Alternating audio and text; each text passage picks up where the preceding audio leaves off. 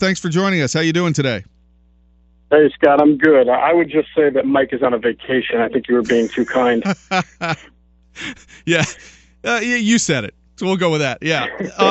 Geoff, let's start with, in terms of the Eagles, obviously it's almost like we're having withdrawal here. Last week was so crazy that today, so far, Chip hasn't done anything. I know the salary cap is getting smaller. There's not a whole lot left to do with it unless he wants to make some trades. And in order to create more room, are you surprised or do you expect that they will restructure or extend Sam Bradford's contract? Good question, Scott. I mean, I have a feeling that they will, but it all is probably based on moves that are going to be forthcoming in the next month or two. For example, let's talk Marcus Mariota because we have to. Yeah, we were going to. Don't worry. Right, I know. There's a chance. I mean, you've seen, even last year, Teddy Bridgewater fell, and Johnny Manziel was kind of considered top 5 or 10, and he fell. And guys in the past, Aaron Rodgers have fallen. So if Marcus Mariota fell to within, reach or even to 20, and the Eagles drafted him, I'm not so sure then they would want to have Bradford on a long-term deal and then have all that money in him and Mark Sanchez that they're paying, and then also a guy who was clearly the future in Marcus Mariota. So I think, until we know until that quarterback picture shapes out and we get a real good idea of who's going to be the starter, and that won't be until after the draft, then I'm assuming won't see a restructure for him. Okay, so you're kind of thinking that if that does happen, it's not going to happen anytime soon. Yeah, I'm thinking that. I mean, I could be wrong, and I understand why some people think you would want it to happen now, because then that could help you alleviate some cap space for this year if he wasn't taking up $13 million. But I don't see that happening right now. And, a lot of the high-priced free agents are gone now. I mean, if they were going to make a move on a safety, for example, over the last 2 or 3 days, whether it be like a Marcus Gilchrist or a Ron Parker, those guys are scooped up. They made their money. I don't know how many guys are out there that are going to be costing a lot of money. And if they are, you can be creative with your contract. You can pay a guy $8 million guaranteed, where $2 million of it are this year and the other $6 are next year. And again, we have to see what shapes out with Evan Mathis, who's on the trading block, or maybe even on the release block if they don't trade him. They can save money there. There's a lot of moves left to be made. They probably won't be as big in magnitude, but they may be aimed at A, remaking the roster, and B, continuing their kind of a cap relief mission. You mentioned Marcus Mariota before about possibly falling. Is that sort of starting to become the consensus that between now, obviously Chip's best off to wait until draft day if he even wants to move up, because the longer he waits, is it more likely? I mean, all of Marcus's auditions at this point are essentially over. So does it seem like that as time goes on that if he's going to fall, waiting is the best prescription? Yeah, I would guess so, Scott. I mean, I'm not of the belief he's going to fall, to be honest with you. I think he's going to, I personally, and I've been saying this for a while, I think he's going to go number 1. If he doesn't, I don't see him going past Tennessee at 2. I know some people have brought up the whole, well, what if Tennessee would want Bradford, and you trade with them and you don't have to give up as much picks? And I can't understand why the Titans would want Bradford over either Mariota, if it's Mariota, or Winston, or even Zach Mettenberger, a guy they drafted last year in the 6th round and have under really good cost control. And, he showed some potential. I just don't know why an always injured Sam Bradford would be the most appealing of the 3 in that situation. I would think they'd want to build around someone young and healthy and durable, and a guy like Mariota, who they've done a lot of research into and already brought in and worked out and has all the character checks. I mean, to me, that would be more sensible.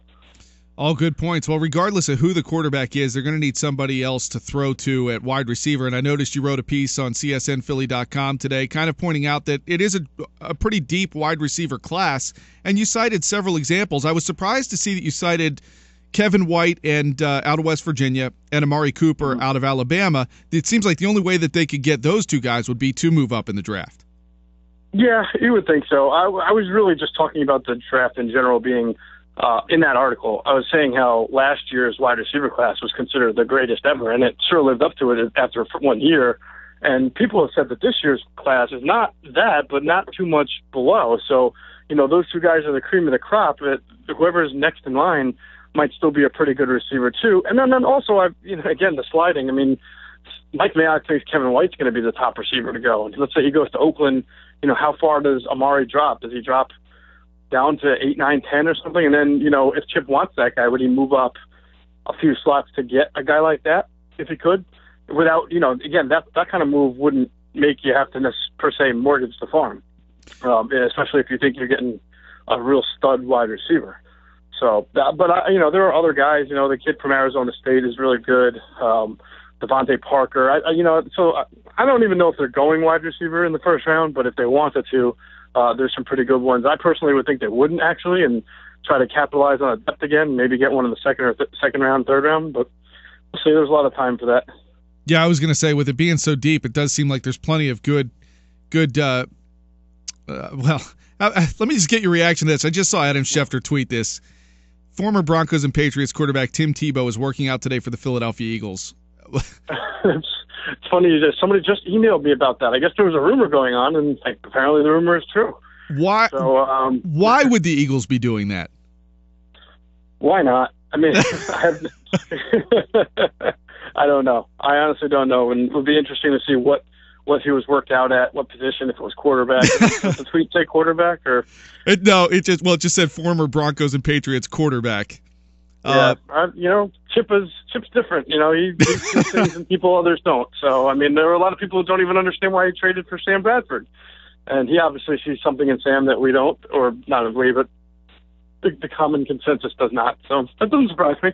That's I totally I appreciate your candid reaction, because I hit you totally blindsided with that. But getting back to receiver, if they don't go receiver in the first round, it seems like safety is one of their biggest needs. Is that a position you expect to be filled in the draft, perhaps pretty early? I don't know about pretty early. The two safeties that jump out are Landon Collins, and then now the guy's name escapes me. Who's the other safety that gets a lot of buzz? Now I can't even remember his name. But the one thing I've heard about Landon Collins is that he doesn't, per se, play both safety roles as well. Chipney wants a guy who plays strong and free, and he might not be the right kind of guy for Chip's system. And, and other people say it's not a great safety class to begin with. So if you don't get to one of those top two, you may have to go second or third round. I between safety and corner, I think Chip's got to get a defensive back in the first 3 rounds. I don't know if it's safety, I don't know if it's corner, but he definitely needs somebody to build around. I know they signed Byron Maxwell, and Walter Thurman's patching the hole right now, but they clearly need to build in that area. So, I do think, I don't know first round, but in the first 3, they got to address one of those two. What, as far as offensive line goes, as you pointed out, Evan Mathis is on the trading block or perhaps could be released. Does it seem like Chip's going to kind of go with what he's got, or do you think that he might, in the draft, you can definitely get an offensive lineman or two? Do you think he might do that? Yeah, in fact, I wouldn't be shocked if they went offensive line first round, because that is a position that Chip really values. And there's a lot of good ones. There's some good ones from Oregon. So you start to connect the dots there. A guy like Jake Fisher could be there at 20. I mean, that he can play guard or tackle. They obviously have a need for guard. He knows the program. To me, that's, I think Chip has almost Andy Reid-like way of trying to build with offensive and defensive linemen. So it would not surprise me at all if that was one of their top priorities. And it should be. If you're going to be a power running team, if you're going to have a quarterback in the shotgun who's already had 2 knee surgeries and the shoulder problem, you really need to have your line bolstered first and foremost. I mean, we saw last year what happened with all those injuries. So, I think it would make sense. I keep struggling with, it doesn't matter who's going to be running the ball at this point. They don't have anybody that's going to stretch the defense at receiver, it seems like. So would you expect opponents probably early in the season to kind of load up the box like they did against LaShawn McCoy last year and try to take that away from the Birds? Yeah, it'll be interesting to see when the schedule comes out who their first few opponents are, and they do play Buffalo, and you tend to play Buffalo. You tend to play your non-conference games early, right? I think last year they started off with Jacksonville and Indianapolis, and in their first 2 games, if memory serves me right. Right. Buffalo is a team that's really strong up front, really strong on the D-line.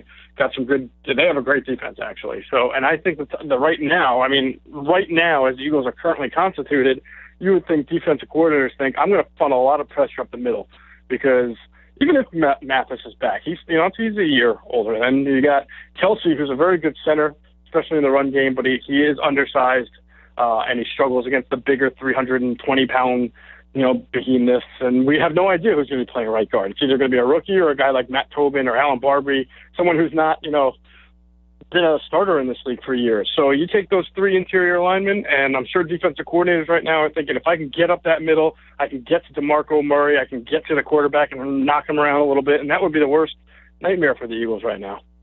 Yeah, I agree. So let me ask you this, Geoff, because obviously I've seen you up there, and I've been around the team, not nearly as much as you are. Can you try to describe or put into perspective, now that you've had a chance to kind of exhale a little bit, what was last week really like? I haven't gotten over it, Scott. Honestly, it was a whirlwind. And it really, to me, it started not just last week, but the week before, when all of a sudden the roster gutting began, and out went Harrimans, and then out went Trent Cole, and out went Terry Williams. So, and all this cap space started ballooning, and that right then and there signaled that something big was going to happen, and it got your mind working. And then last week was really the continuation of that. And every move was kind of like what is going to come next move, and then the next move happened. And I think the fact that a lot of these moves were not so popular with the fans either really threw a curveball into it, because people kind of had that.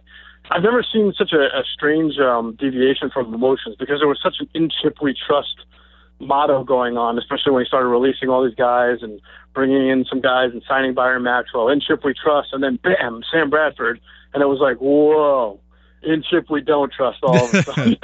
It became, what is Chip doing? What's going on? And then, just for me, who's on the phone with, thousands of different sources all the time, trying to get the information and figure it all out, it was quite a whirlwind. And I even wrote a column about how this off season is so much more of a roller coaster ride than some of the off seasons for this franchise, and that's really saying something, because if you remember, this franchise had some crazy off seasons, whether it was the trade name McNabb or T.O. or the legal problems with Andy Reid's children that one day. I mean, there have been some crazy moments here. Oh, there's no doubt, absolutely. You're absolutely right. You hit the nail on the head with all that, and I guess we'll kind of. I've had people, and I've kind of started seeing this too, the comparisons between Chip and Bill Belichick from a personnel standpoint. Certainly not the coaching, but are you seeing some of what Chip is trying to do? Fiscally responsible for the most part, not overpaying a guy too much at one position. Can you make the argument that there's some comparisons between the Patriots and Eagles? Stretch still? It's to me, it's even hard to say that he didn't he overpaid for Byron Maxwell. No, he did that. Tenfold. But he didn't overpay for Jeremy Maclin, who's a way more proven talent in this league than Byron. I'm not trying to take away from Byron, but he's had great years. He's had one really good year this past year, and then even the year before he's all right. But Jeremy's obviously had a really good career, and it peaked last year. He had an amazing year. So I haven't figured out exactly what Chip's plan is. So it's hard for me to say it's Belichickian. I really did not see him, after trading McCoy, going and putting a lot of money back into the running back position. Stock. I see the buy low, sell high thing that he's got going on. Like the way Belichick was able to get Randy Moss for a 4th-round pick, and the way Chip is able to kind of get like Bradford and even DeMarco Murray, who was the best running back in the year last year, for a salary that's not so crazy. But I really want to see how the puzzle, how the pieces go back into the puzzle here, final, to kind of even draw that comparison. All right, let me. I realize that was a bit of a stretch. Let me end with this, because obviously with Tebow in town, it's sort of like the circus is beginning again. I know It won't be last week, but do you expect there to be some sort of moves this week that Chip is going to do, whether it's trades or releasing more players? Yeah, I don't know if it's going to be this week, Scott, but I think that there are about 2 or 3 moves left to make us say, wow, didn't see that one coming. I definitely think there's some more left in his little magic bag there. and nobody knows what's in that bag but him. No, it's just a big funky rabbit. All right, Geoff Mosher, CSN Philly, at Geoff Mosher if you want to follow him. Thank you very much for your time today, and we look forward to speaking with you again. All right, Scott. Have a good one. All right, you